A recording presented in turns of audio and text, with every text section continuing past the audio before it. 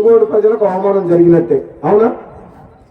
నన్ను గెలిపించుకున్న ప్రజలకు నన్ను అవమానిస్తే వాళ్ళు అవమానించినట్టు కదా. మునుగోడు ప్రజలకు అన్యాయం చేసినా రాజగోపాల్ రెడ్డికి అన్యాయం చేసినట్టే. మీ అందరికి అన్యాయం చేసి ఇక్కడ అభివృద్ధికి నిధులు రాలేదంటే నేను శాసనసభ్యునిగా నేను సంతోషంగా ఉంటానా? అంటే మీకు అన్యాయం జరిగితే నాకు అన్యాయం జరిగినట్టు కాదా?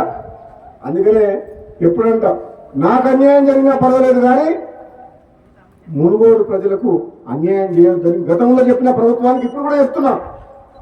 సరే, నాకు మీరు మాట ఇచ్చినప్పుడు ఇద్దరు, కానీ అప్పటిదాకా మాత్రం మునుగోడు అభివృద్ధికి మాత్రం సహకరించండి, ఒక్క రూపాయి కూడా ఆపచ్చుకుంటున్నా.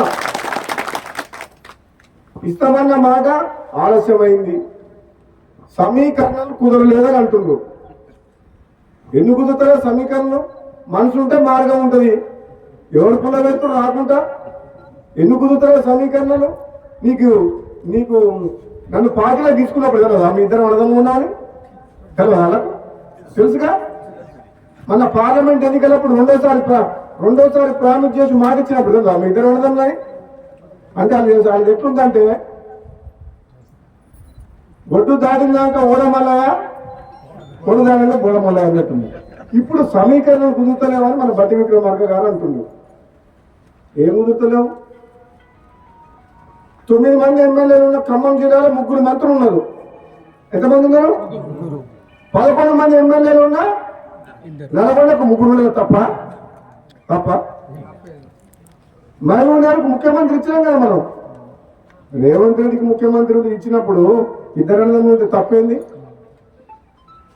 ఇదే నమ్మడంలో ఎవరన్నా తక్కువ ఇద్దరికిద్దరే గట్టలమేగా ఇద్దరం. నేనేమంటున్నా, పదవి ఎవరికి ఎప్పుడు ఇవ్వాలనేది కాంగ్రెస్ పార్టీ అధిష్టానం నిర్ణయం తీసుకుంటుంది. ఆలస్యమైనా సరే నేను ఓపిక పడుతున్నా. పదవుల కోసం పాటులాడే వ్యక్తిని కాను. నేను ఒకటేమంటున్నాను, ఈ ప్రాంతం ప్రజలు గతంలో ఎమ్మెల్యే గెలిపించినప్పుడు మనకు ప్రభుత్వం లేదు, టీఆర్ఎస్ ఉండే.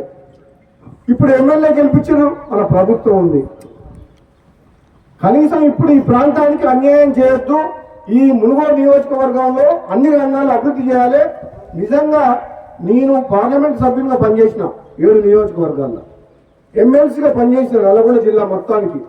అన్ని నియోజకవర్గాలు చూసిన మునుగోడు అంతా వెంకబాటులో ఎక్కడ లేదు. మునుగోడులో రోడ్లు లేవు, ప్రభుత్వ బడులు లేవు, ప్రభుత్వ ఆసుపత్రులు లేవు, కరెంటు సమస్యలు ఉన్నాయి. ఎన్ని రకాల మునుగోడులో మన సాగునీరు కాలువలు ఉన్నాయా? మరి మిర్యాలగూడ, హుజూర్ నగర్, కోదాడ, నాగార్జున సాగర్ ఎట్లున్నాయి కాలువల వాళ్ళకు? అంటే ఇక్కడ మనం డిండి లిఫ్ట్ ఇరిగేషన్ కోసం ఎన్నో ఏళ్ళ నుంచి కొట్లాడుతున్నాం. కమ్యూనిస్టులు కూడా పాదయాత్ర చేసి పోరాటం చేసిండ్రు. నేను మన ఎమ్మెల్యే అయిన తర్వాత అసెంబ్లీలో మాట్లాడి ఉత్తమ్ కుమార్ రెడ్డి గారు మాట్లాడి డిండికి నీళ్ళు తీసుకురావని 1200 కోట్లతో ఏదుల రిజర్వాయర్ నుంచి 1200 కోట్లతో సొరంగ మార్గం టెండర్లు పిలిపించినాం. మన శివన్నగూడెం రిజర్వాయర్ కంప్లీట్ అయితే ఈ మునుగోడు ప్రాంతం మొత్తం డిండి లిఫ్ట్ నుంచి 2 లక్షల ఎకరాలకు సాగునీరు వస్తుంది.